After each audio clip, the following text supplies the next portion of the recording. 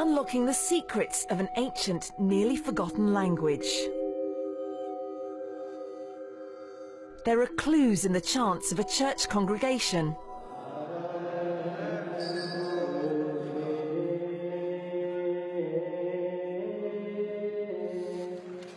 And in the chugging sounds of this outdated machine, seeming to gasp for air as it works overtime to preserve not just a language, but a country's link to its distant past.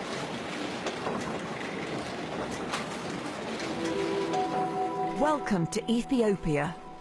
Welcome to Inside Africa.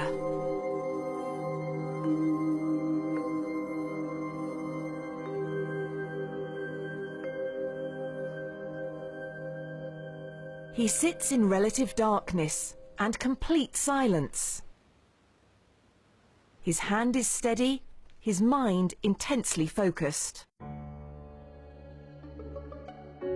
There's an artistry to this man's work, but also a technical side, an attention to detail that is essential.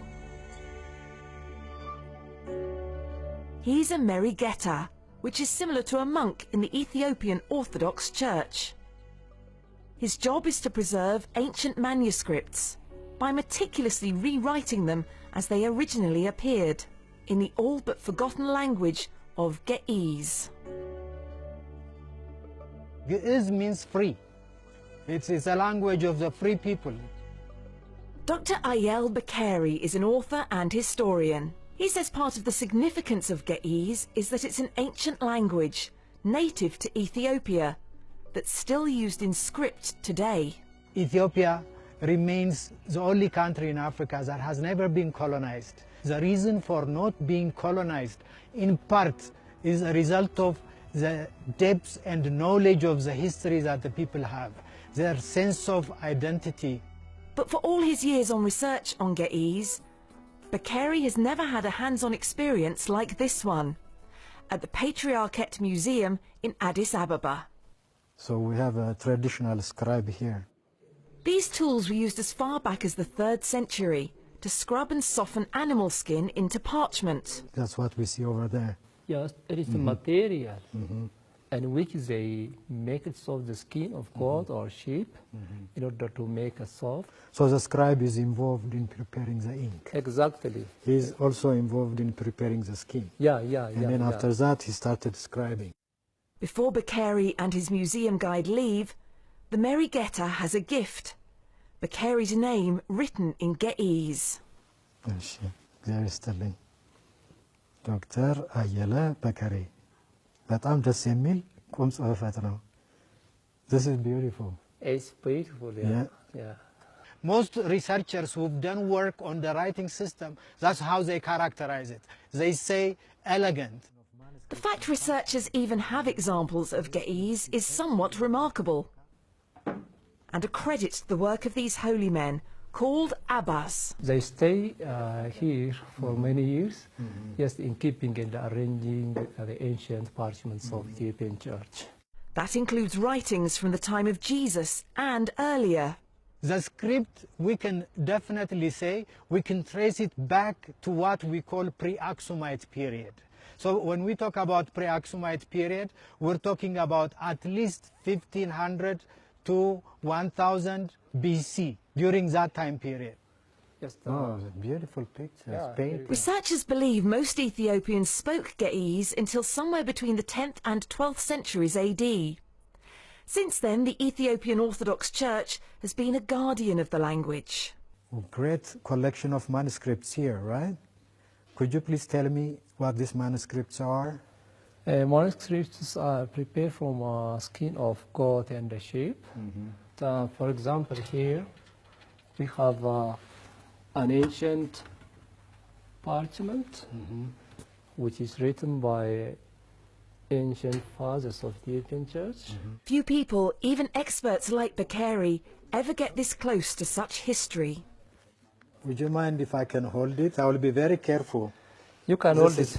This is so delicate. Yeah, keep it careful. Yeah, I'll be holding it carefully. This is the first time that had something in my hand, Wow, an ancient manuscript. This is beautiful. So what's this hole right here? Just when they slaughter the sheep or goat, maybe the knife, maybe the knife. The knife mistakenly yeah, cuts the skin, the right? skin. That's the reason. But still, they manage to use it, right? Yeah, they manage to use it. They manage to make a folio out of it, right? Yeah, yeah. And the parchment is held up incredibly well. This is from the 11th century AD. So these are actually not just simply religious manuscripts. These are also secular manuscripts. Secular right? They tell us manuscript. they tell us about the history of Ethiopia The history of Ethiopia, about medicine, as you said Yeah. earlier, about medicine, about philosophy, and literature too. literature too, exactly, yeah. The pages give insight into a developed Ethiopian culture that some historians say rivaled societies in Rome and Greece, but for unknown reasons vanished around the same time most people stopped speaking the language, between the 10th and 12th centuries. Thanks to these writings, we see how the people monitored stars, how they used a calendar to track time, and how they worshipped. This is a very important reference point to our history. It is also important documents that help us connect to the rest of the world. That's how significant this place is. The writing system is different from the other writing systems, especially from Latin, from Greek writing, because the Greek or the Latin is alphabetic. You know, it's a kind of writing system where the vowels and the consonants are separate. But as in our case, we have a syllabic system, meaning for every sound in the language, we have characters. Touching a piece of his country's history has only strengthened Bakeri's opinion that the little-known language of Ge'ez is key to understanding Ethiopia. So thank you so much for showing me this. This is a special treat. I highly appreciate it. It's not only one of the foundations of our nation, but that ancient tradition is continuous. It has been kept from generation to generations until the present time.